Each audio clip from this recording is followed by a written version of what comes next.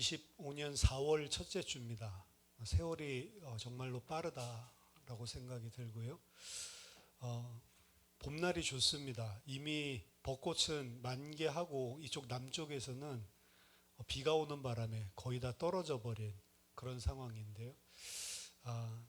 인생도 벚꽃처럼 진짜 한순간 피었다가 지는 거 아닌가. 나이 들수록 계속 살같이 빠른 세월을 느낍니다. 이번 4월 한 달도 주 안에서 주님의 인도 가운데 정말 믿음으로 하나님을 기쁘시게 하는 성도의 삶을 다 살게 되기를 예수 이름으로 축원합니다. 오늘 신명기 7장 12절에서 16절 말씀인데요. 전체 이 본문의 구성을 본다면 지난주에 우리 살펴봤었던 이스라엘을 선택하신 이유에 관한 말씀은 7장 1절부터 시작되었었던 이 말씀에서 잠시 이탈했었던 부분입니다. 7장 1절부터 뭘 이야기하냐면 미래에 여호와께서 너를 그 땅에 살게 하실 때에 그때에 하나님께서 너희들에게 축복해서 그 땅을 차지하게 할 때에 너희는 이방 민족들 그 족속들이랑 서로 통혼하지 말고 네 자녀를 주지도 말고 그리고 그들의 딸들을 받아들이지도 말고 그리고 그들을 진멸하고 그들이 섬기는 우상을 다 헐어야 된다. 이게 이제 7장 1절부터 5절까지 6절까지 저희가 본문을 살펴봤죠. 왜냐하면 너희는 성민이다. 거룩한 백성. 하나님이 그들과 같이 살지 않도록 구분하신 하나님의 백성이기 때문에 이렇게 해야 된다.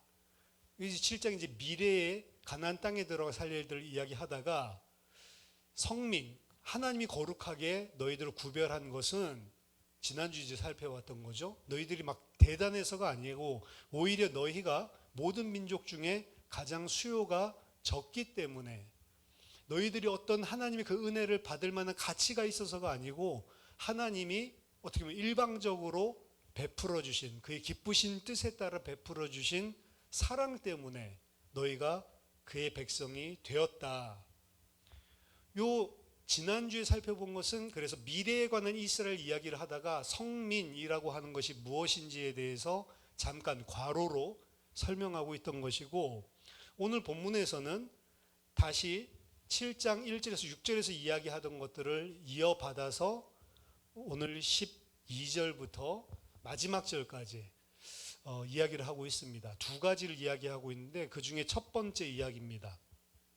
그래서 7장 12절 보면 우리나라 성경에서는 그냥 너희가 이 모든 법도를 듣고 이렇게 시작을 하는데요.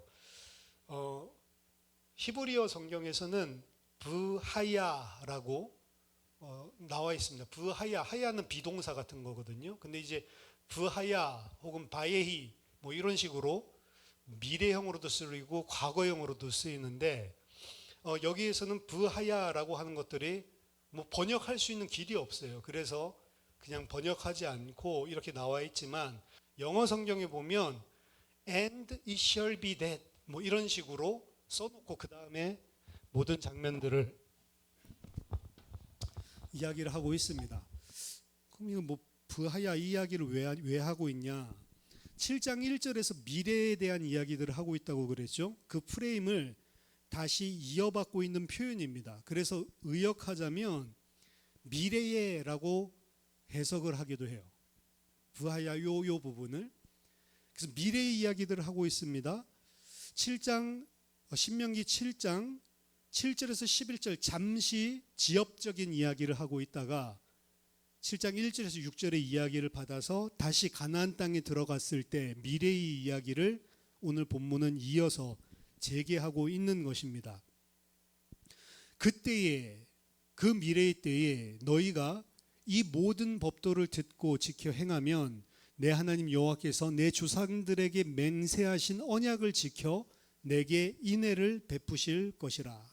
너희가 이 모든 법도를 듣고 지켜 행하면 언제요? 너희들이 약속의 땅에 거주하게 될 그 미래에 이 모든 법도를 듣고 지켜 행하면 여호와께서 내 조상들에게 맹세하신 언약을 지켜 내게 인애를 베푸실 것이라. 지켜 행하면 이렇게 되어 있죠.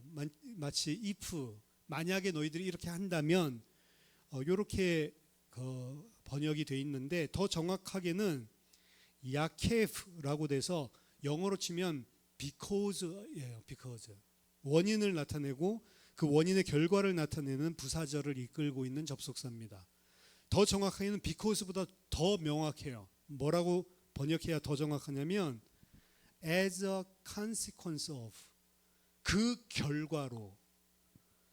무슨 소리냐면 오늘 사실은 그전에는 하나님이 은혜, 하나님이 너희를 기뻐하시고 선택하심으로 말미암아 이 언약을, 조상들에게 약속했던 언약을 너희에게 행하신다, 이렇게 이야기를 하고 있는데, 오늘 본문은 너희들이 이 모든 법도를 듣고 지켜 행하는 그 결과로 하나님께서 이 복을, 조상들에게 맹세하신 언약을 지켜서 너에게 인애, 사랑을 베푸실 것이다 라고 이야기하고 있는 겁니다. 그래서 너희가 이 모든 법도를 듣고 지켜 행하는 것이 우선이고, 그로 말미암아서 하나님께서 그 언약에 있었던, 언약하셨던 그 사항들, 그 사랑을 너희들에게 베풀어 줄 것이다. 앞에서는 뭐라고 했죠? 우리가 뭔가를 해서 하나님께서 해주는 게 아니고 하나님이 일방적으로 우리에게 베풀어 주시는 것, 그렇게 이야기를 했는데, 오늘 본문에서는 명확하게 이야기합니다. 너희들이 그 법도를 잘 지켜 행했기 때문에 그 결과로 하나님이 언약을 너희에게 지키시고 그리고 사랑을 베푸실 것이다 라고 이야기를 하고 있는 겁니다. 미래의 이스라엘이 이러한 하나님의 언약적인 사랑을 받을 수 있는 것을 하나님께 대한 순종이라고 이야기하고 있고, 이것을 세 가지 동사로 명확하게 표현하고 있습니다. 너희가 이 모든 법도를 듣고 그리고 지키고 그리고 행하면, 듣고 지키고 행한다. 하나님의 말씀을 히어링, 듣고, 그리고 그 말씀을 지키고, 그리고 그 말씀을 행한다. 그러면 그 결과로 하나님께서 조상들에게 맹세하신 언약을 지켜서 너에게 헤세드, 인애를 베푸실 것이다. 끊임없는 사랑을 주실 것이다.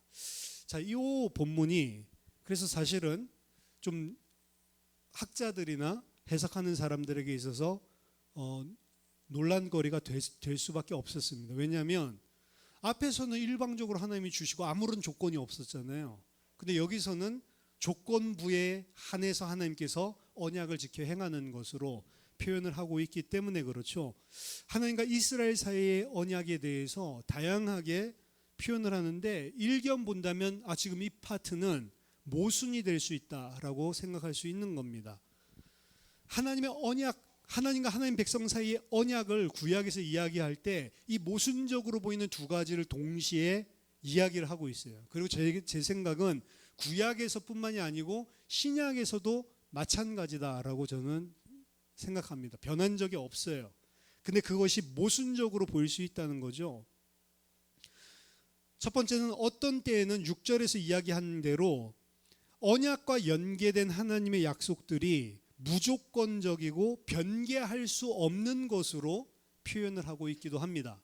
하지만 두 번째로 어떤 때는 오늘 본문에서 이야기하는 것처럼 이스라엘이 하나님께 미래의 지속적인 순종을 할 때에 그때 하나님이 언약적인 신실하심을 그들에게 보여주는 것 같이 마치 조건적인 것처럼 보이고 있다는 거죠. 이 두 가지를 다 이야기한, 무조건적 그리고 조건적, 이 두 가지를 다 이야기하고 있으니까 명백한 신학적인 모순으로 생각할 수가 있는 겁니다. 따라서 학자들이 이거 서로 부딪히는데 어떻게 해결해야 되냐? 대부분의 이 학자들은 이 본문을 문학적으로 상충하는 다른 시대의 텍스트를, 본문을 함께 엮어놨기 때문에 생기는 거다. 뭐 이제 이런 식으로 이야기를 합니다. 그래서 다양한 저자들이 오랜 기간 동안 성경에 있기 때문에 다른 문서를 덧붙였을 수도 있고, 서기관도 있었기 때문에 다른 생각을 집어넣을 수도 있고, 그렇기 때문에 이 두 가지가 서로 상충하는 거고, 그럼 어떻게 해야 되느냐? 서로 다른 문서를 분리해야 된다. 이래서 우리들이 알고 있듯이 자료 비평 같은 데서 문서들을 이제 막 자르는 거죠. 이 문서는 A고 이 문서는 B다. 그래서 조건을 이야기하는 건 B에다가 다 몰아놓고, 무조건적인 하나님의 선택 이야기하는 거는 A에다가 몰아놓고, 이런 식으로 하는 거죠. 어떻게 보면 그게 가장 쉬운 그런 해결책이다라고 생각을 하지만, 신명기에서 이야기하는 이 설교 메시지에서는 이 두 가지를 전혀 모순적인 것으로 보지 않습니다. 모순, 부딪히는 것으로 보지 않는다. 그것보다는 이 두 가지가 하나님과 하나님의 백성 사이에 있는 언약의 양면, 같은 것의 양면이라고 보고 있는 겁니다. 두 가지 측면이 있다고 하는 거죠. 오늘 본문은 언약의 신실성의 여호와의 측면에서 이동해서 언약의 신실성의 이스라엘 측면을 직접적으로 다루고 있는 본문입니다. 즉 이스라엘의 여호와께 대한 책무에 대한 본질적인 조건을 다루고 있는데, 그들이 여호와께 온전히 충성할 때에 그때 13절에서 16절까지 엄청난 언약적 축복을 야기하는 것으로 표현을 하고 있죠. 주의할 것은 그 전에 이야기했었던 것이랑 상충하는 게 아니라는 것입니다. 오늘 본문이 말하는 것은 이스라엘의 순종이 여호와의 호의를 받아낼 만한 그 어떠한 가치, 자격이 있다고 다른 이야기로 새롭게 제시하고 있는 게 아닙니다. 그보다는 그들의 순종이 여호와께서 그들에게 언약적 복을 내릴 수 있는 관계의 유지를 가능하게 한다라고 하는 거예요. 관계가 중요한 겁니다. 여호와와 이스라엘 백성 사이의 릴레이션십, 관계에 대한 이야기입니다. 하나님께서 일방적으로 은혜로 선택하셔서 사랑하셔서 그들과 언약적인 관계 속에 들어갔지만, 하나님께서 선택하시고 그들의 백성을 삼아주신 것은 너희들은 어떻게 살아도 나 혼자 짝사랑해, 이게 아니에요. 하나님께서는 그 관계를 만들어내시고 언약적으로 선택하셨을 뿐만 아니고 본인이 사랑하셨을 뿐만 아니고 그 백성도 여호와를 사랑하는 관계로 만들어 나가시는 것이 이 언약의 완성되어 나가는 과정입니다. 즉 이스라엘은 오늘 기도에서도 이야기했죠. 애굽에서 여호와도 잊어버리고 언약도 잊어버리고 그냥 세상살이에 지쳐서 살아가고 있을 때 하나님만 일방적으로 언약을 기억하시고 그들을 사랑하셔서 그들을 찾아오셔서 방문하셔서 그들을 살려냈단 말이죠. 근데 그 사랑은 여호와께서 일방적으로 베풀어 주셔서 언약적인 관계 속에 들어왔지만, 하나님의 언약은 결국에 너도 내가 너를 사랑하는 것처럼 나를 사랑하게 만들어서 온전한 하나가 되게 하겠다라고 하는 게 언약의 전체 내용이거든요. 그래서 일방적인 하나님의 짝사랑에 끝내는 게 아닙니다. 언약적인 관계는. 하나님은 이제 그 택하신 자기의 자녀 삼으신 자들을 자발적으로 하나님을 사랑하고 하나님을 경외하고 하나님을 기쁘시게 하는 사람으로 살 수 있는 사람으로 만들어 가시는 것들이 언약이 계속해서 남아있는 거예요. 그래서 출애굽의 언약은 출애굽에서 끝나는 게 아니고 어디로 가야 돼요? 가나안 땅 정복을 완성하는 데까지, 그게 언약의 전체 내용입니다. 생명과 땅에 대한 언약. 출애굽은 생명에 대한 언약. 이제 그 땅에서 영원히 하나님과 함께 살 사람으로 만들어내는 땅의 언약이 있는 거죠. 우리가 구원받았습니다. 예수 그리스도로 말미암아 단번에 영원히 완전히 구원받았습니다. 근데 구원받은 사람을 그 상태에 내버려 두지 않습니다. 하나님은 구원받은 사람을 어떻게 만들어내냐? 하나님을 영원히 사랑하고 배반하지 않고 하나님을 기쁘시게 하는 사람으로, 자발적으로 그렇게 할 사람으로 만들어내가는 과정들이 또 언약이란 말이에요. 생명에 대한 언약도 언약이지만 땅에 대한 언약도 있단 말이에요. 생명에 대한 언약은 우리가 구원받아서 하나님 자녀 됐습니다. 안 바뀌어요. 변개되지 않습니다. 하지만 그 사람을 하나님과 함께 영원히 함께 살 수 있는, 땅에 살 수 있는 사람으로 만들어가는 언약이 있단 말이에요. 만약 이 언약이 전혀 내 삶에 없다, 그럼 그 사람은 애초에 구원받은 게 아니라는 거죠. 구원받은 자라면 반드시 이 방향으로 하나님이 끌고 가십니다. 그 끌고 가시는 그 두 번째 언약에 대한 내용들을 어디에서 사실은 완성되냐면 하나님과 하나님 백성 사이의 관계가 어떻게 회복되냐. 하나님이 사랑하신 것처럼 나도 하나님을 사랑하게 되는 거예요. 그 사이에 있는 인간의 그리고 택함 받은 하나님 백성, 하나님 자녀의 어떻게 보면 굴곡이 삶들 속에 존재를 하는 것입니다. 이스라엘의 언약의 지속적인 향유는 이스라엘이 여호와에 대한 올바른 언약적 관계를 유지할 때에만 가능한 거예요. 이거는 상호적인 것입니다. 하나님께서만 사랑하는 것으로는 절대로 관계가 지속되지 않아요. 여호와를 진짜로 누리고 여호와께서 주시는 복을 진짜 향유하기 위해서는 하나님께서 너희들을 사랑하신 것처럼 너희도 하나님을 사랑하는 자가 되어야만 가능한 겁니다. 근데 인간은 죄인이고 육신을 따라 살기 때문에 그게 안 된단 말이에요, 사실. 근데 그런 자들을 하나님께서 만들어 나가는 과정, 그 모든 과정들을 구원이라고 이야기를 하는 겁니다. 그래서 단번에 영원히 구원받는 구원, 과거적인 구원도 있지만 현재의 삶 속에서 이뤄나가야 될 구원이 구원받은 자들에게 다 남아있는 거예요. 그걸 이루어가고 궁극적으로 어떤 상태로요? 하나님과 영원히 새하늘 새 땅에서 살 수 있는 자로 완성시켜가는 것.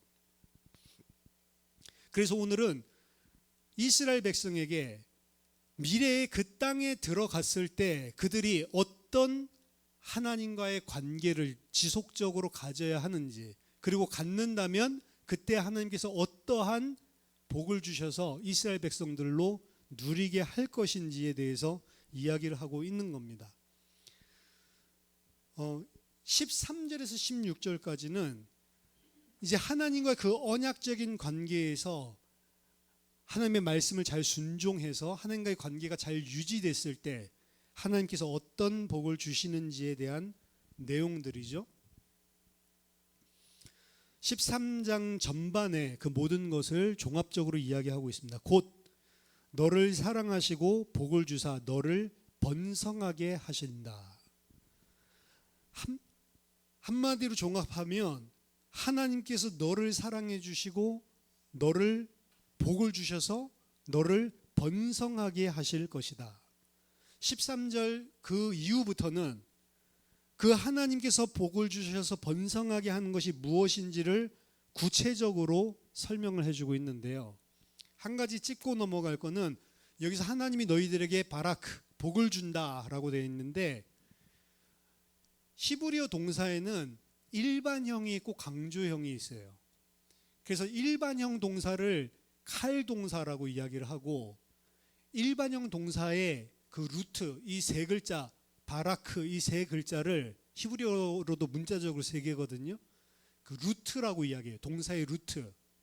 그리고 뭐 독일어로 그 루트, 가장 기본적인 것이라고 이야기할 때 그룬트, 그래서 그라운드 이렇게 이야기를 해서 지 스템, 지 줄기 단어라고 이야기합니다. 그럼 바라크는 일반적일 때는 그냥 일반형으로 칼 동사, 지 스템으로 사용을 해요. 근데 여기에서는 일반형으로 사용한 게 아니고 PL형이라고 하는데 요거는 중간에 바라크면은 라를 더블로 발음을 하게 바라크 이렇게. 그건 뭐냐면 PL형이고 중간을 더블한다고 해서 D 스템이라고 이야기하거든요. 더블드 스템. 요거는 강조형입니다.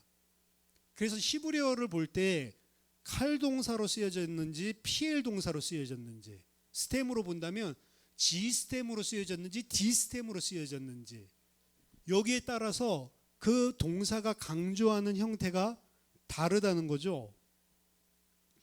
중간에 있는 그것을 두 번 더블 할 거냐 안 할 거냐, 여기에 따라서 말하는 강도가 틀려진단 말이에요.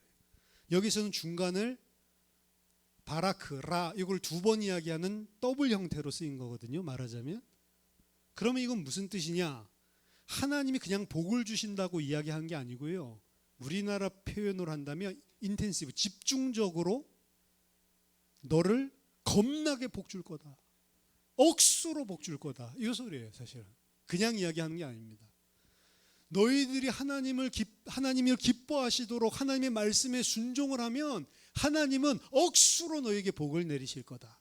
이렇게 표현하고 있는 겁니다. 너를 사랑하시고 겁나게 복을 줘서 너를 번성하도록 만들 것이다. 너를 풍성하도록 채워주실 것이다. 그 내용을 13장 그 이후부터 이제 설명합니다. 내게 주리라고 내 조상들에게 맹세하신 땅에서 내 소생에게 은혜를 베푸시며, 이게 첫 번째고요. 내 토지 소산과 곡식과 포도주와 기름을 풍성하게 하시고, 두 번째고요. 그리고 내 소와 양을 번식하게 하시리니, 세 번째입니다. 첫 번째는 네 소생에게 은혜를 베푸시며 너희 자녀들을 풍성하게 해주신다. 자녀들이 많게 해준다는 이야기, 가족들에 대한 이야기고요. 두 번째는 토지 소산, 곡식, 포도주, 기름, 농업적인 소산물을 풍성하게 해주실 것이다. 이게 두 번째고, 세 번째, 네 소와 양을 번식하게 해주실 것이다. 가축들을 충만하게 해주신다는 거죠.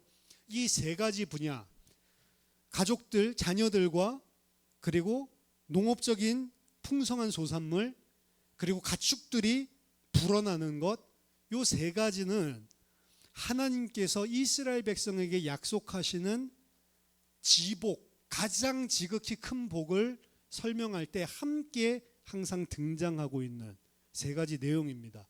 신명기 28장 4절에서도 네 몸의 자녀와 네 토지의 소산과 네 짐승의 새끼와 소와 양의 새끼가 복을 받을 것이며, 여기서는 복을 받는다라고 이야기를 하고 있지만 오늘 본문에서는 구체적으로 그 복을 받는 게 뭐냐? 풍성하게 한다는 거죠. 자녀들도 많아지고, 그리고 농업적인 소산물들도 많아지고, 가축들도 새끼를 많이 낳아서 많아지고, 요게 복을 준다는 거죠.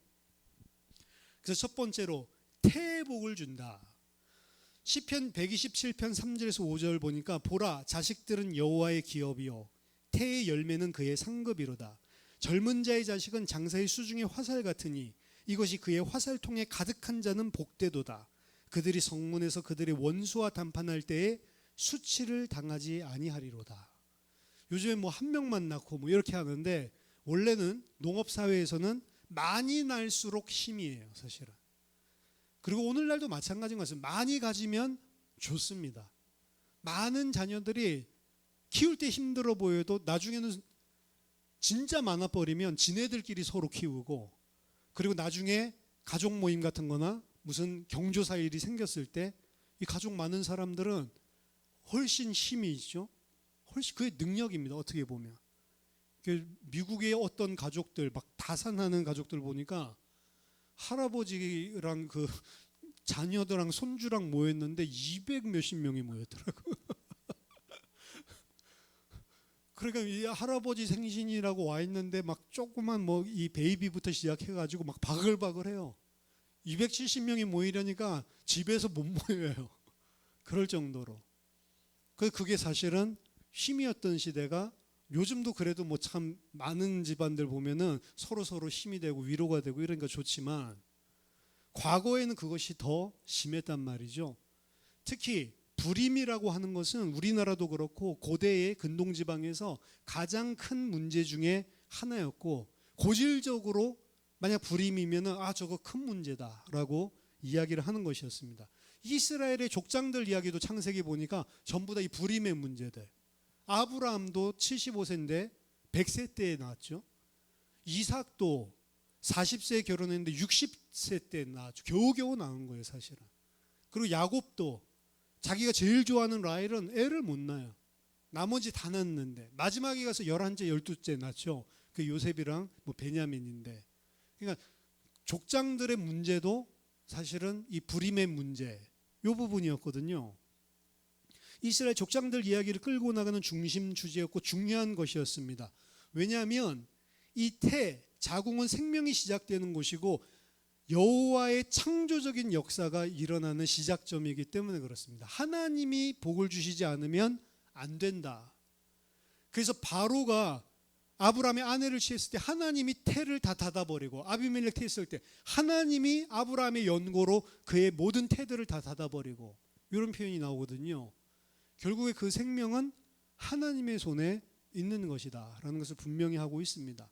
너희들이 진짜로 언약에 충실하고 내 말씀을 잘 지켜 행하면 나는 너희에게 자녀가 풍성하게 다산의 복을 주겠다. 창조의 역사로 역사하겠다. 약속하는 거죠.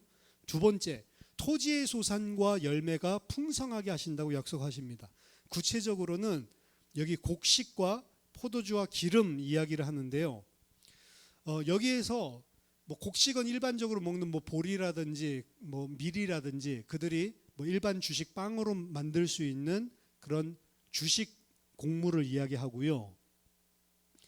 중요한 것은 포도주와 기름, 곡식, 포도주, 기름 이 세 가지를 구약 성경에서 가장 중요한, 어떻게 보면은 이스라엘 백성들이 가져야 되는 주요 식품, 주요 곡물로 이야기를 하고 있는데, 더 구체적으로는 여기서 포도주라고 이야기했는데, 포도주는 히브리어로 꼭 와인이랑 비슷해요. 야인이거든요. 아인이라고 표현을 보통은 하는데 여기서는 아인이 아니에요. 여기서 이야기하는 포도주는 티로슈, 이거는 새 포도주입니다. 새 포도주. 그리고 여기서 이야기하는 기름도 이츠하르라고 해서 그냥 기름이 아니고 프레시 오일, 새로 짠 새 기름, 요 이야기를 합니다. 올리브 기름이죠. 보통은. 특히 이 포도주와 기름, 새 포도주와 새 기름이라고 하는 것은 많은 것을 상징하고 담고 있는 것인데, 한 해만에 바로 소출을 얻을 수 있는 작물이 아닙니다. 실제로 거두기 위해서는 수년이 필요하고, 그리고 거둘 수 있는 많은 노동력이 들어가는 거예요. 새 포도주 같은 건 먹지 않아도 되거든요. 근데 그걸 먹는 것은 기호식품이고 많은 노동력이 투입되고, 그래서 이것들은 안정적인 사회가 긴 기간 동안 존립하지 않으면 절대 생산 불가능한 그러한 것들, 이렇게 이야기를 하는 겁니다.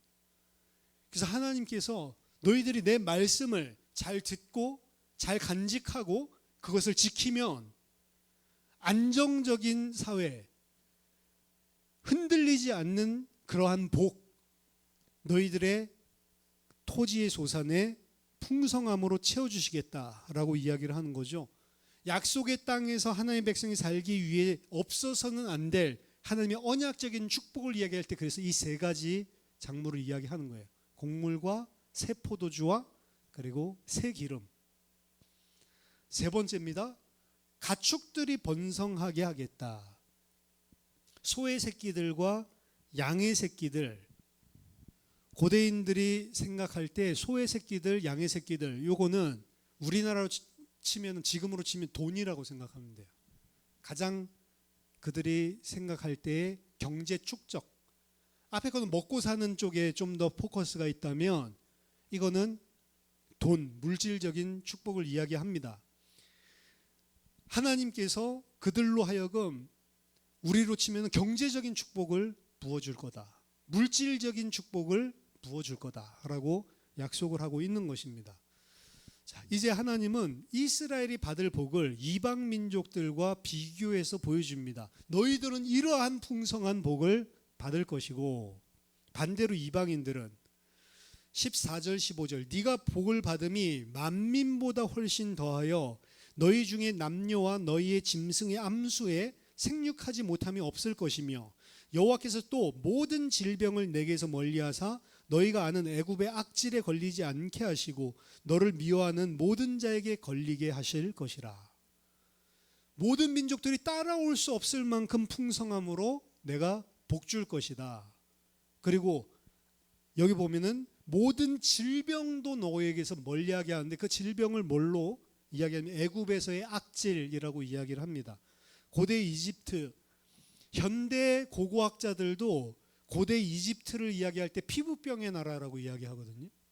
가장 피부병이 많았던 곳이래요. 그러니까 이제 나환자, 성경에도 이야기 나오는데 그 나환자, 문둥병자 이런 게 우리가 생각하는 한센병은 아니고 피부 질환인데, 그러한 질환들에 대한 기록들이 애굽 문서에 엄청나게 많다는 거죠. 왜 그러냐면 나일강 때문에 그렇다고 합니다. 나일강이 범람하면서 당연히 땅은 기름져져서 많은 소출을 얻을 수 있었지만 그 나일강 범람할 때 온갖 세균들이 함께 들어와서 피부 악질에 걸리는 것들이 많았다라고 이야기를 합니다. 그래서 이집트 하면은 그 피부병 많이 걸리는 나라 개념이. 이집트 하면은 여러 가지 풍토병들, 피부에 관련된 풍토병들이 많았던 나라, 심했던 나라. 그걸 이스라엘 백성들은 알거든요. 경험을 했거든요. 애굽에 400년 동안 살다가 나왔으니까. 근데 그러한 애굽인들이 걸렸던, 그리고 애굽에서 너희들이 실제로 경험했던 그러한 피부병, 그러한 악질에 걸리지 않게 하고 반대로 너를 미워하는 모든 자가 그 병을 걸리게 할 것이다. 이 뒤에 마지막 이 말은 창세기 12장 3절 언약을 상기시켜 주는 거예요.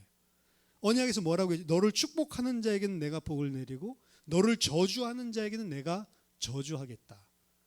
그러니까 하나님 백성의 신분이라는 건 엄청난, 내가 복을 누리는 것뿐만이 아니고 만약 나를 좀 괴롭혀? 그럼 그 자를 하나님이 처리하겠다라고 하는 거거든요. 이것만큼 좋은 게 어디 있어요? 완전 든든한 거죠. 여러분 기억해야 될 것은 이건 이스라엘 백성에게만 준 게 아니고 모든 언약의 백성에게 공통 상황입니다. 공통사항. 근데 이스라엘 백성들이 그 땅에 들어갔을 때 이런 하나님의 복을 약속하셨음에도 불구하고 이런 복을 누렸습니까? 못 누렸죠. 한 번도 못. 들어가자마자 그래서 우상 숭배하는 거거든요. 들어가자마자. 여호수아 때 정복 전쟁을 펼치고 땅을 분배받고 정복 전쟁이 이루어가는 와중에서 이제 1세대들이 다 죽어서 없어지잖아요.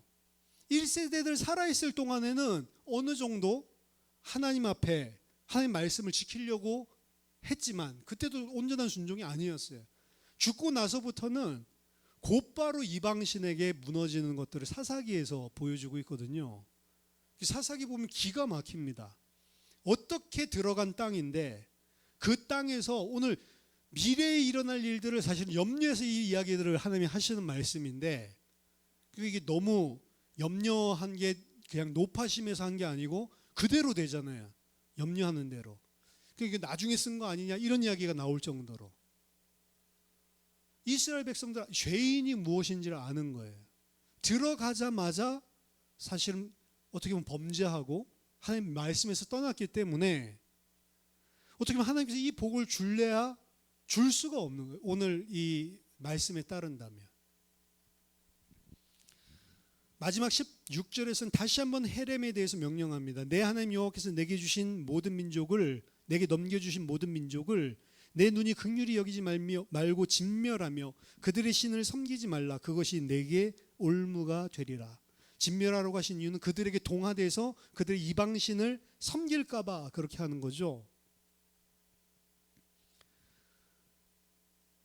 하나님께서 하나님의 백성들에게 어떻게 보면 하나님을 섬기고 하나님을 떠나지 않도록 하기 위해서 이 잔인한 명령을 내리는 겁니다.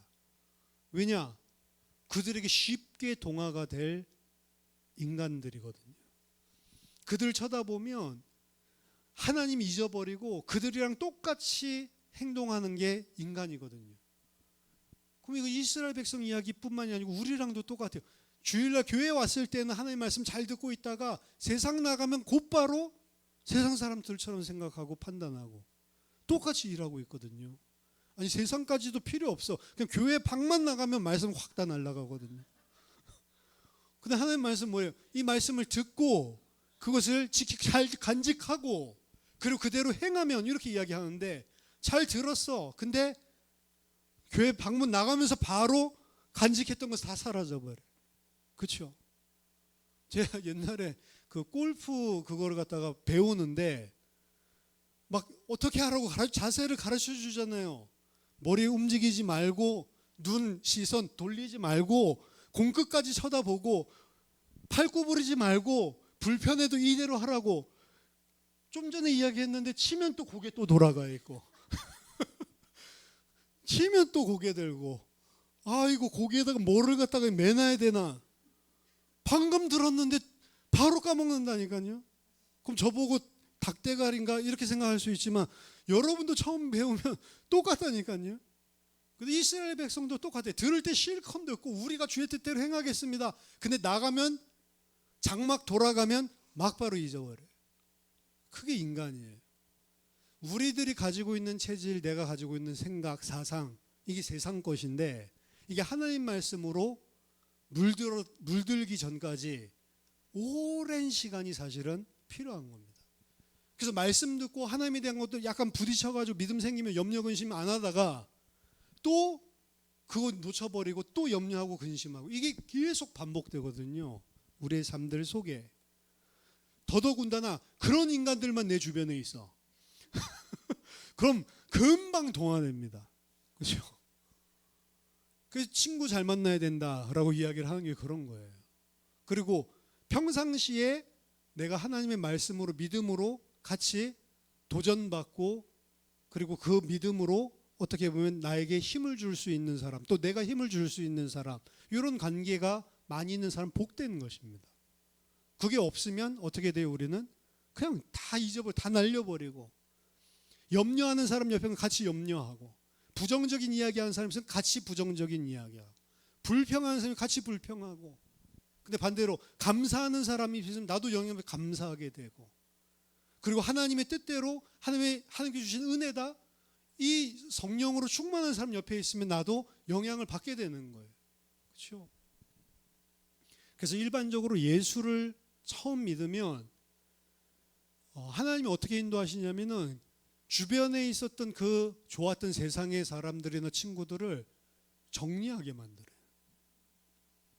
그래서 어떻게 보면 이 가나안 족속들에게 계속 영향받는 부분들을 끊어내듯이 진짜 내가 바르게 신앙생활 하려고 하면은 이전에 그렇게 친하고 재밌던 그 일들에서 조금씩 나를 차단시킵니다. 하나님이. 그리고 나도 그게 그쪽으로 움직여지지 않아요. 그래서 신앙 쪽으로 가고 싶은데 문제는 신앙 쪽으로 가고 싶어 신앙 쪽에 내 친구가 없잖아요. 그럼 외로운 거죠.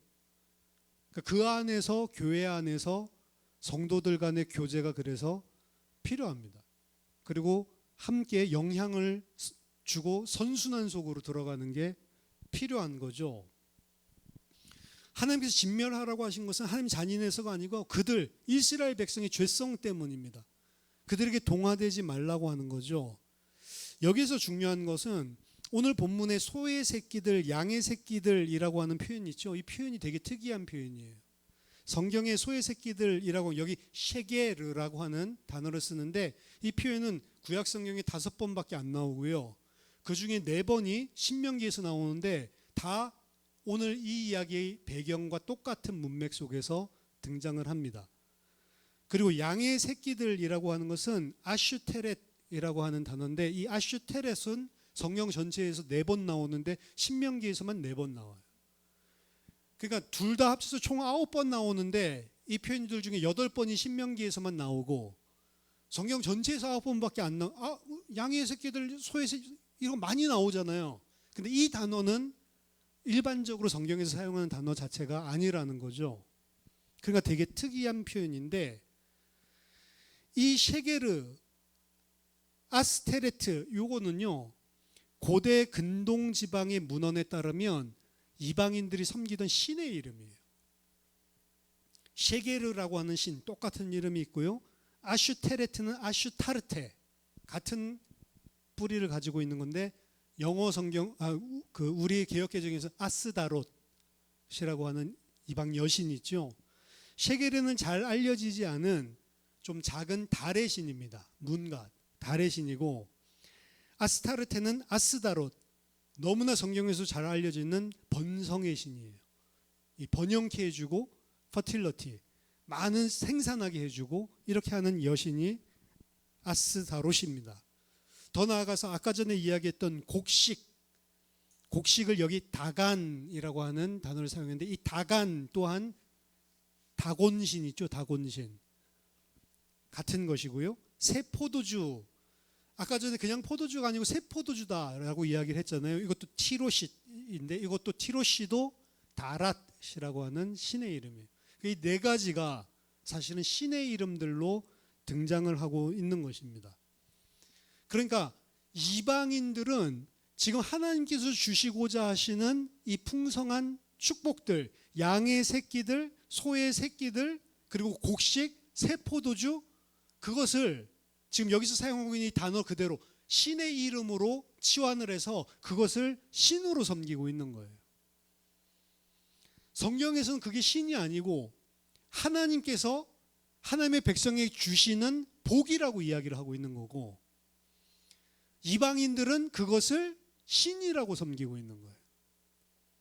그러니까 오늘 제목이 하나님 vs 하나님 대 하나님이 주신 것이라고 이야기했죠.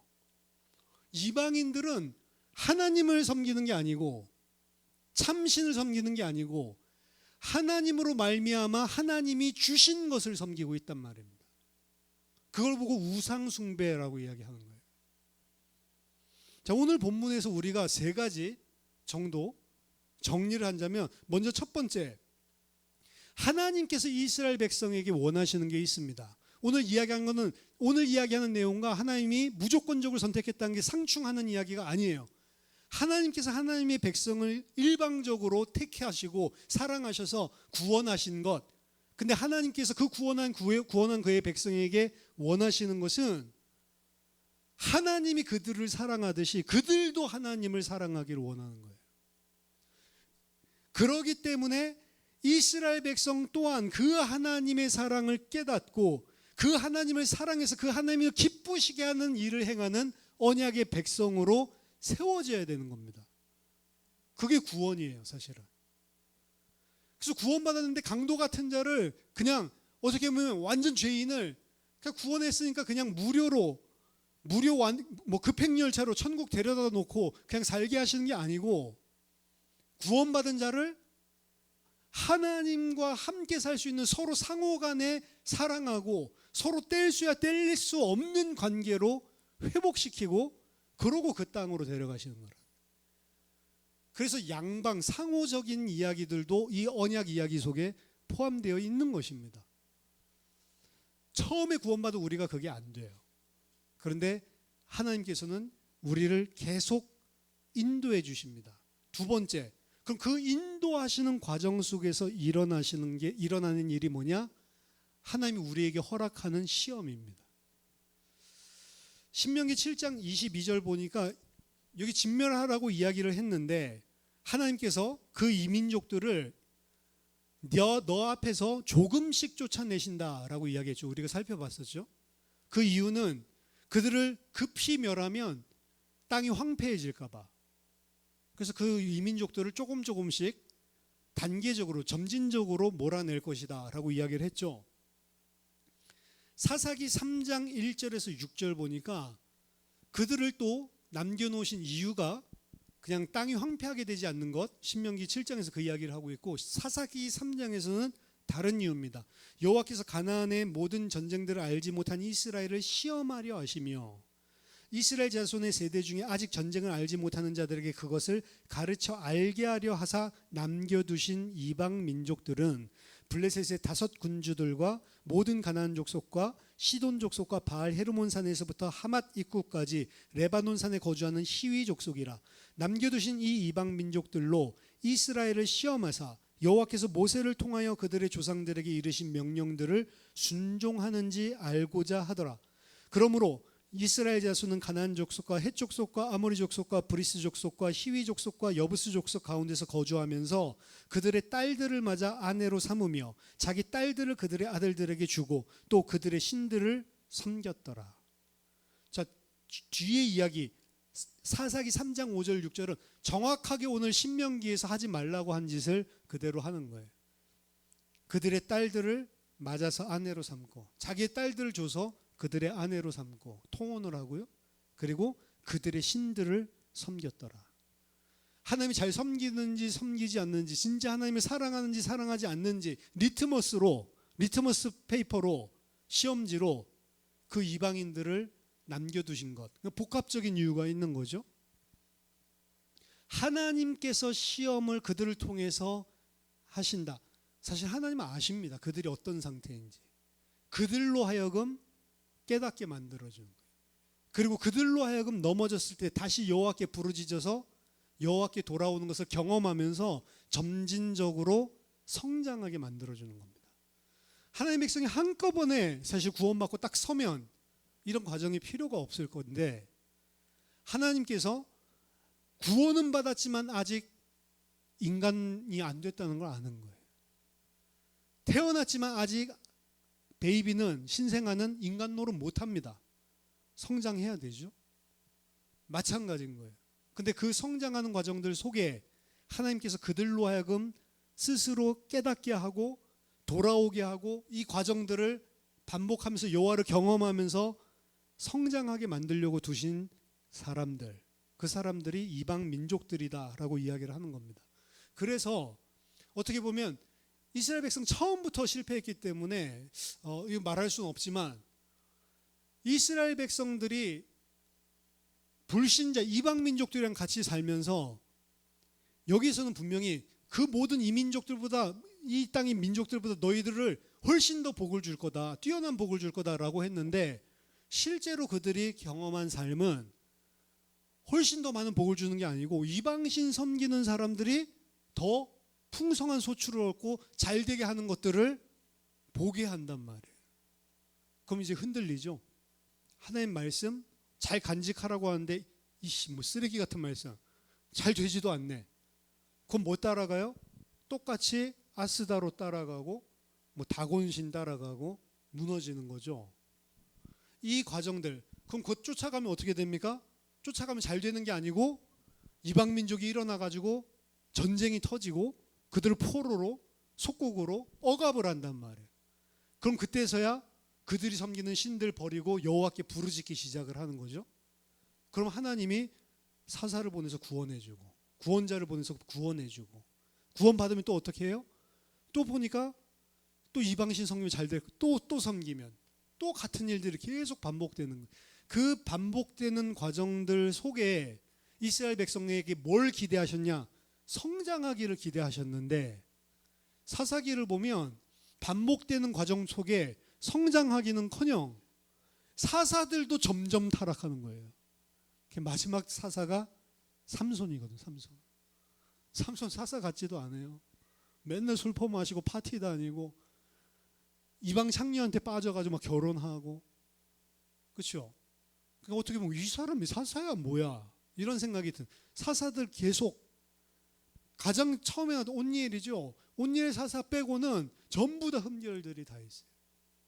왼손잡이고 해서 똥통을 통해서 막 도망다니고 이런 이야기들이 나오는 겁니다.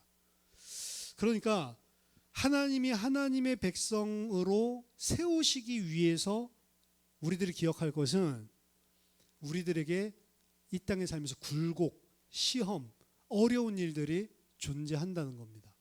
그럼 여러분들 어려운 일들이 생겼을 때 불신앙으로 빠지면 안 되고, 그 속에서 하나님의 언약 붙들고 하나님을 붙들고 하나님께서 함께 하시는 것이 무엇인지 그것을 경험하는 자만 사실은 바르게 세워지는 거예요. 여러분들 문제 오시면 어떻게 하냐? 하나님을 경험할 수 있는 기회다. 하나님이 진짜 나와 함께 하시는지 함께 하시지 않은지 확실한 증거를 주옵소서. 여러분 이거 문제 해결해 주세요. 그런 식으로 기도하지 말고 언약을 잡고 기도하라고. 언약의 하나님이 나와 함께 하심을 보게 하시고 나로 믿음의 사람이 되는 기회가 되게 하십시오.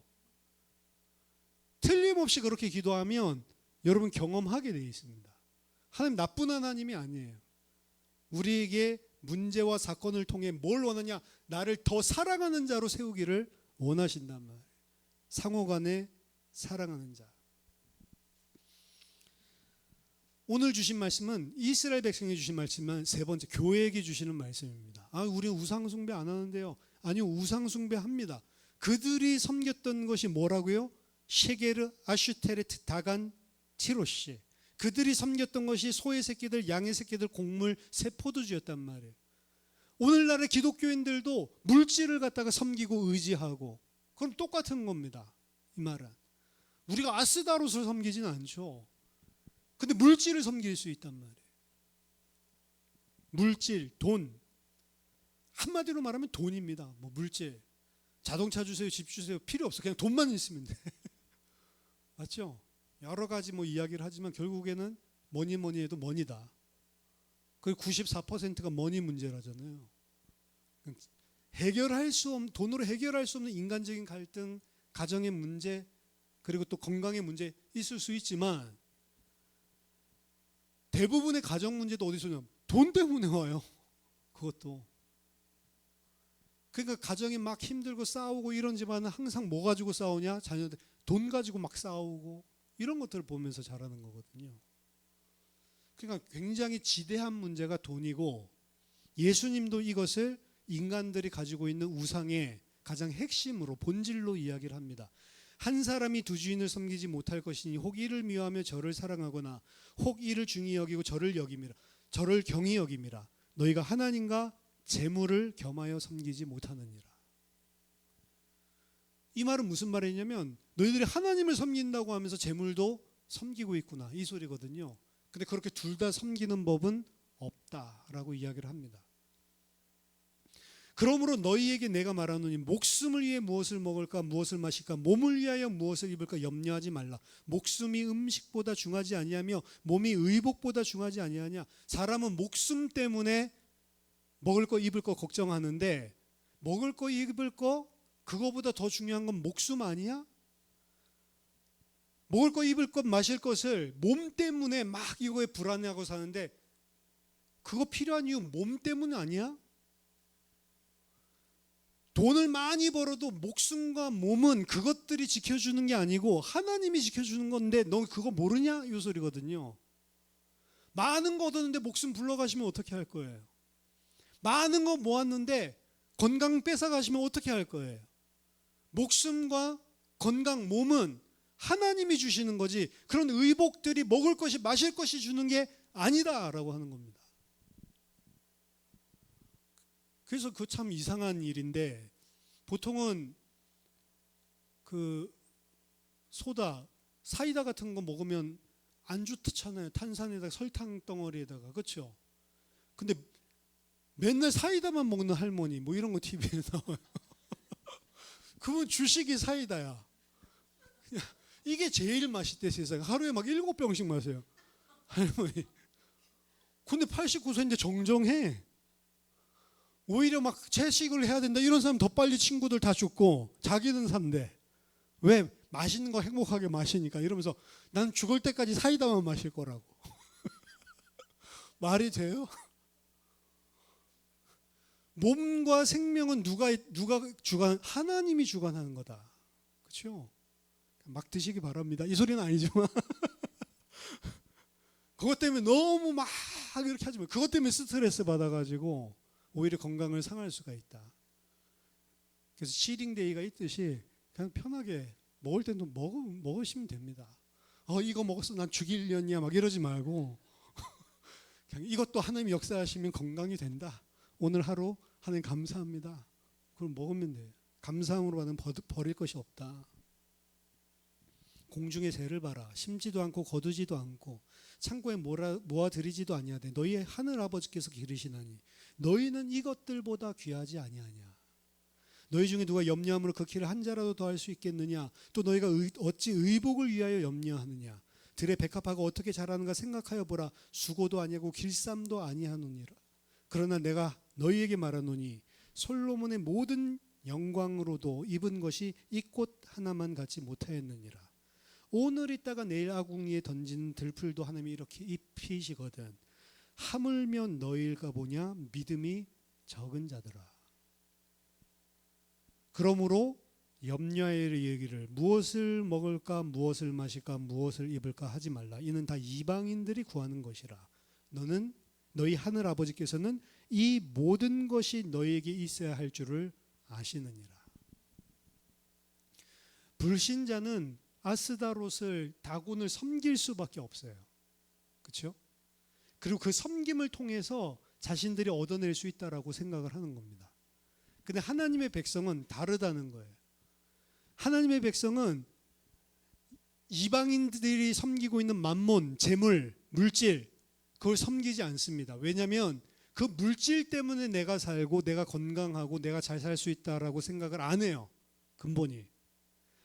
물질이 아니고 하나님으로부터 그거는 오는 것이다라는 사실을 알아요. 첫 번째. 그리고 두 번째는 그럼 먹을 거 필요하잖아요.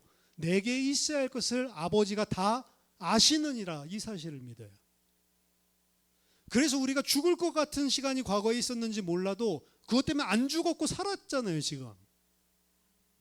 그것 때문에 무너질 것 같았는데 안 무너졌잖아요, 지금. 그럼 지금도 미래도 그럴 것이다라는 거예요. 그런데 우리는 문제 사건들이 생기면 그것 때문에 죽을 것처럼 또 염려되고 고민되고 막 이것 때문에 그럴 때에 너희는 그런 거 염려하지 말고 그런 거 걱정하지 말고 하나님을 믿으라라고 하는 겁니다. 그게 바로 물질을 만문을 하나님과 동시에 섬기고 있는 거다. 너희 그렇게 하지 마라. 근데 그것을 우리들의 인생 속에 어떻게 보면 시험거리, 문제거리를 통해서 나로 하여금 보게 만들고 경험하게 만들고 깨닫게 만들어서 하나님을 온전히 사랑하고 하나님께 순종하는 자로 만들어 나가신다는 거죠. 쉽게 말해 하나님의 말씀을 듣고 간직하고 있는 자는 그 문제로 왔을 때 하나님의 말씀대로 순종하고 행하게 돼 있는 겁니다. 듣고 간직하고 못하고 있는 것은 그런 문제가 왔을 때 무너지게 만들고 염려 가운데 불안 가운데 쌓이게 만드는 거죠. 근데 그런 염려 불안 가운데 쌓였을 때 내가 또 말씀을 놓치고 있구나 생각하라는 거예요. 그리고 그 말씀을 가지고 하나님을 바라봤을 때 하나님을 경험하게 됩니다. 그때 조금씩 성장하는 거예요, 사실. 그럼 하나님이 주시려고 하는 기도의 응답이라든지 우리의 삶들 속에 도움을 주시는 거라든지 그럼 기도 응답 그 도움 주는 거 그게 목적이 아니에요, 하나님은. 근데 그걸 목적으로 삼는 것을 보고 우상숭배라고 하는 거예요. 하나님이 아니고 하나님이 주신 것을 목적으로 삼는단 말이에요. 그걸 우상숭배라고 하는 겁니다.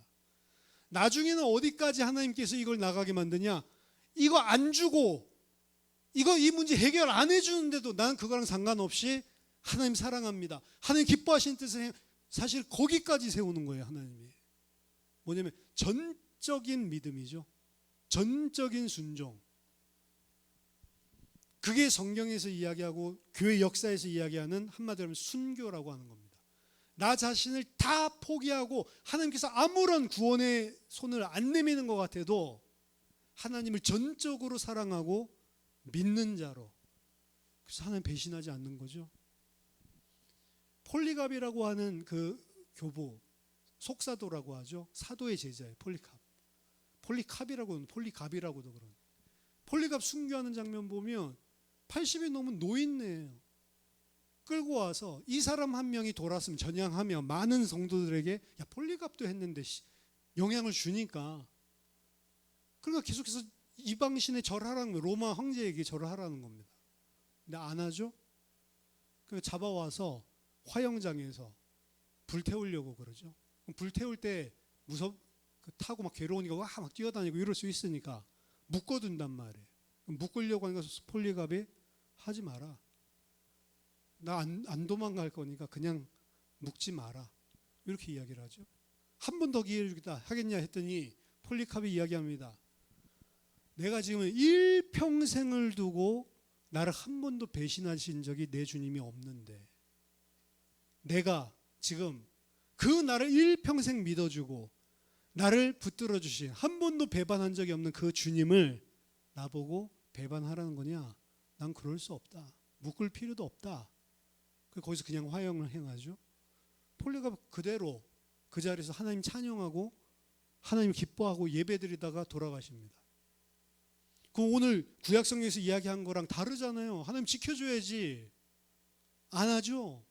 안 하는데도 하나님께 전적으로 하나님을 신뢰하고 사랑하는 자로 죽는단 말이에요. 사실은 그 믿음의 자리로 우리를 끌고 가는 겁니다. 왜냐? 그거는 하나님이 우리를 그렇게 사랑하시기 때문에 우리도 그렇게 하나님같이 되기를 원하는 거예요. 하나님의 최종적인 목적은 우리를 하나님과 같이 해주시는 거거든요. 하나님이 우리를 그렇게 사랑하시 자기 모든 것을 다 버리면서까지. 그래서 우리도 하나님을 자기 모든 것을 다 버리고서라도 하나님을 사랑하는 자로 만들어 가시는 겁니다. 그래서 여기에서 두 가지, 너희가 지키면, 똑같은 단어로 한, 나도 그 내 언약을 지키겠다, 이렇게 이야기하는 겁니다. 내가 하나님을 사랑하고 하나님이 나를 사랑하고, 그게 똑같이 우리가 하나님같이 하나님을 사랑하는 거예요. 하나님이 나를 사랑하는 것처럼 하나님을 사랑하는 자로 너희들이 살면 내가 이 복으로 너희와 함께 하겠다라고 하는 거죠. 그리고 그 하나님과 같이, 하나님이 나를 사랑하시는 것 같이 우리가 온전히 하나님을 사랑하게 되는 그 시간표가 사실은 그 땅에 들어가는 날입니다. 그게 구원의 완성, 구원의 영화라고 이야기하는 거죠. 그때를 생각을 해본다면, 그때에는 더 이상 오늘 본문에서 이야기하는 것처럼 이방 민족과 비교할 수 없는, 우리가 세상에 살았던 그 어떠한 부유한 자들, 잘 나갔던 사람들과 비교할 수 없는 하나님의 복이 새하늘과 새 땅에 있단 말이에요. 실제로 그 복을 받지 못하는 건 그럼 뭐냐? 우리가 그렇게 하나님을 사랑하지 않는 거야. 하나님은 그렇게 다 버리면서까지 사랑했는데 우리는 아직 그 하나님을 잘 모르니까, 그 하나님이 베풀어 주신 사랑도, 그 하나님의 능력이 지극히 크심이 어떤 것인지, 그 하나님이 어떻게 나를 지금 붙들고 인도하고 함께 하시는지를 모르니까 사랑 못하고 있는 거거든요. 근데 그것을 이 땅에서 경험하게 만들면서 하나님의 백성으로 세우시겠다. 그걸 신실하게 끝까지 해주시겠다. 우리 신앙인의 목적은 그래서 다른 게 아닙니다. 세계복음화가 목적이 아니고요. 우리 신앙인의 목적은 하나님을 내 마음과 힘과 뜻과 목숨을 다 바쳐서 사랑하는 자로 세워지는 거. 그게 사실은 가장 제1입니다. 그리고 그 일이 이루어질 때 우리의 자녀들이 풍성하게 만들어주고, 그리고 우리들의 소출, 그리고 우리들의 가축들 풍성하게 해주실 것이다. 약속하신 거는 그냥 물질적인 것을 생각하시면 안 되고요. 하나님께서 그 하나님의 백성들을 통해서 하나님의 백성들이 가득하게 만들고, 가축 새끼들은 이방인들을 이야기합니다. 이스라엘 통해서 이스라엘 족속들 후손들만 풍성하게 만드는 게 아니고 이방 족속들도 하나님께서 풍성한 생명을 허락하시겠다. 그 약속을 하고 있는 것입니다. 저와 여러분들이 하나님을 섬기고 하나님이 주신 것에 집중하는 게 아니고 하나님께 집중하고, 하나님께서 나를 사랑해 주신 것 같이 사랑하는 주의 백성들 다 되시기를 예수 그리스도 이름으로 축원합니다. 기도하겠습니다. 살아계신 하나님 아버지, 은혜를 감사드립니다. 나의 마음과 힘과 뜻과 내 목숨을 바쳐서 하나님을 전적으로 사랑할 수 있는 주의 백성 될 수 있도록 은혜를 허락해 주시옵소서. 시험과 문제와 어려움 겪고 있는 자 있습니까? 그 하나님을 오늘 의뢰하고 그 하나님을 믿음으로 하나님이 함께 하시는 하나님 증거를 얻고 하나님 함께 하시는 응답을 체험하고 경험하게 하여 주시옵소서. 그래서 정말로 그 하나님을 전적으로 신뢰하고 사랑하여서 하나님의 뜻을 온전히 행하는 자 되게 하여 주시옵소서. 하나님 말씀을 들을 뿐 아니라 그 말씀이 우리 마음속에 간직되게 하시고 하나님 말씀을 삶 속에 행하는 자로 살게 하여 주시옵소서. 예수 그리스도 이름으로 기도하옵나이다. 아멘.